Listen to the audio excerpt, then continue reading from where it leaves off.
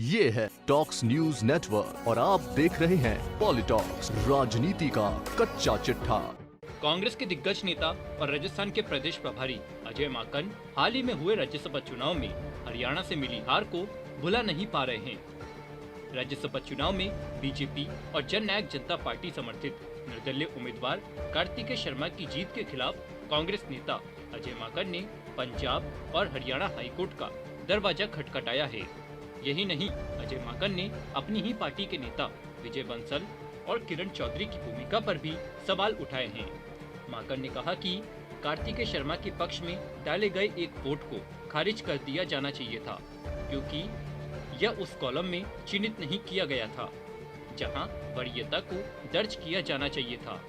माकन ने आगे कहा कि चूंकि मत को वैध माना गया था और चुनाव परिणाम पर इसका असर पड़ा था, इसलिए उन्हें याचिका दायर करनी पड़ी।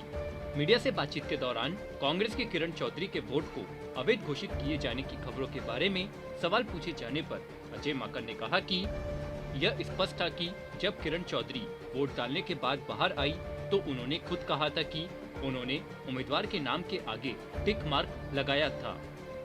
हमने बैलेट नंबर देखा था जिस पर टिक मार्क लगाया गया था और उसके सीरियल नंबर की जांच भी की थी और इसलिए इसमें कोई संदेह नहीं कि खारिज किया गया वोट किरण चौधरी का था।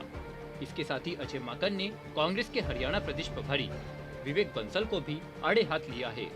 माकन ने कहा कि राज्यसभा चुनाव के लिए कांग्रेस के अधिकृत मतदान एजेंट ने अंत तक कहा कि हमें एकल वरीयत के 30 मत मिले, जबकि केवल 29 मत एकल वरीयत के डाले गए। एक बात जो है, एक ही समय में किरण चौधरी की गलती और हमारी पार्टी के अधिकृत एजेंट की गलती सांख्यिकीय रूप से असंभव लगती है, इसलिए उन्हें यह बताना होगा कि गलती किससे हुई और किसने जानबूझकर की, क्योंकि दोनों एक ही समय में गलती नहीं कर सकते। वहीं इस पर कांग्रेस नेता किरण चौधरी ने ट्वीट करते हुए कहा कि मैं समझ सकती हूँ, माकन कई चुनाव हार चुके हैं, मेरी सहानुभूति उनके साथ है, लेकिन माकन का इस तरह किसी का नाम लेना अपरिपक्व कदम है। मैं 2004 में एक वोट से हार गई थी और यह अभी भी नहीं पता कि यह किसका वोट था। रही बात कांग्रेस पार्टी के प्रति वफादारी की, तो उसका प्रमाण पत्र मुझे किसी से नहीं चाहिए। मेरी नेता सोनिया गांधी सब जानती है। आपको बता दें, हरियाणा की 90 सदस्यीय विधानसभा में कांग्रेस के 31 सदस्य हैं और हाल ही में हुए राज्यसभा चुनाव में अजय माकन की जीत के लिए यह संख्या पर्याप्त थी, लेकिन पार्टी विधायक कुलदीप बिश्नोई ने क्रॉस वोटिंग की, जबकि एक और मत अवैध करार दिया गया, जिसके कारण अजय माकन को एक बार फिर हार का मुंह देखना पड़ा था। पॉलिटॉक्स ब्यूरो, दिल्ली।